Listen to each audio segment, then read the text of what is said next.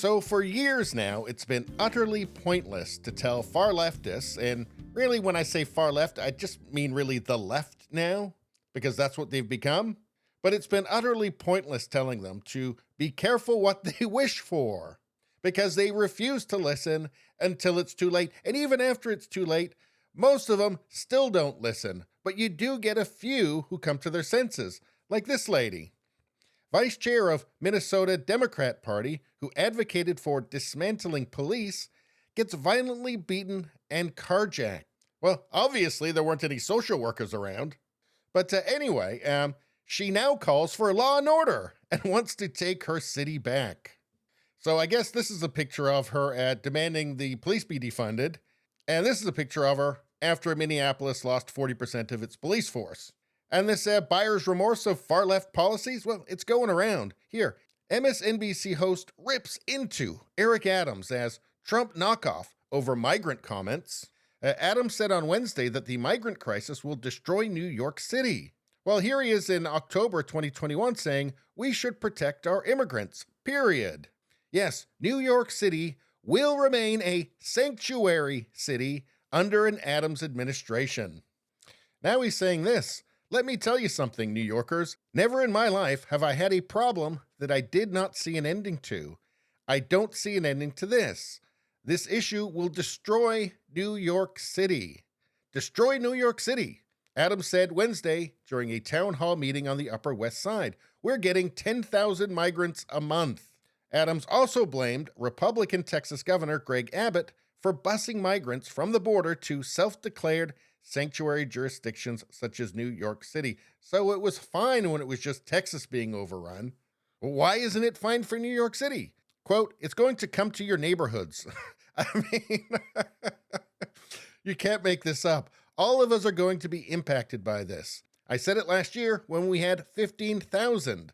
I'm telling you now, with 110,000, the city we knew we're about to lose, and we're all in this together. And who could have predicted it? Who could have predicted all of this?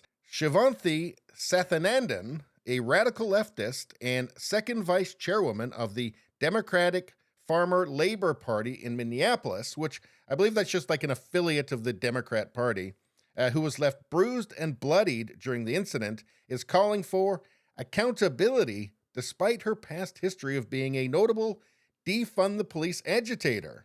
Now, Cernovich dug these up. It says, defund the police Marxist gets what she advocated for. And we can see this is a post from her. She said, we are going to dismantle the Minneapolis Police Department. Say it with me. Dismantle the Minneapolis Police Department. With the little clappy emoji. And it should have said, I am a complete idiot. She says she's proud of the radical leadership and organizing of Jeremiah Bay Ellison. And what did he say? He said, we are going to dismantle the Minneapolis Police Department.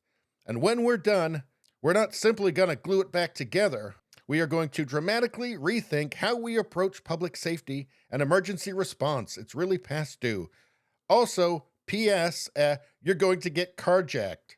And so how's that going? Well, yesterday, my children and I were violently carjacked in the driveway of our home in Minneapolis. Four very young men, all carrying guns, beat me violently down to the ground in front of our kids. The young men held our neighbors up at gunpoint when they ran over and tried to help me, all in broad daylight. I have a broken leg, deep lacerations on my head, bruising and cuts all over my body, and I have rage. These men knew what they were doing. I have no doubt that they've done this before, yet they are still on our streets, killing mothers, giving babies psychological trauma that a lifetime of therapy cannot erase, with no hesitation and no remorse. I'm now part of these statistics, and that's why she now cares. I wasn't silent when I fought these men to save my life and my babies, and I won't be silent now. We need to get illegal guns off our streets, catch those young people who are running wild, creating chaos across our city, and hold them in custody and prosecute them, period. So, yeah, this is the story of far leftism. Before picture, after picture. This reminds me of that ESPN personality, Chris Martin Palmer. When the riots were going down in 2020 and they were burning down buildings, he wrote this: "Burn that shit down. Burn it all down." 3 days later, he tweeted this: "They just attacked our sister community down the street. It's a gated community, and they tried to climb the gates. They had to beat them back. They destroyed a Starbucks and are now in front of my building. Get these animals the fuck out of my neighborhood. Go back to where you live." That's right, go back there and burn that down.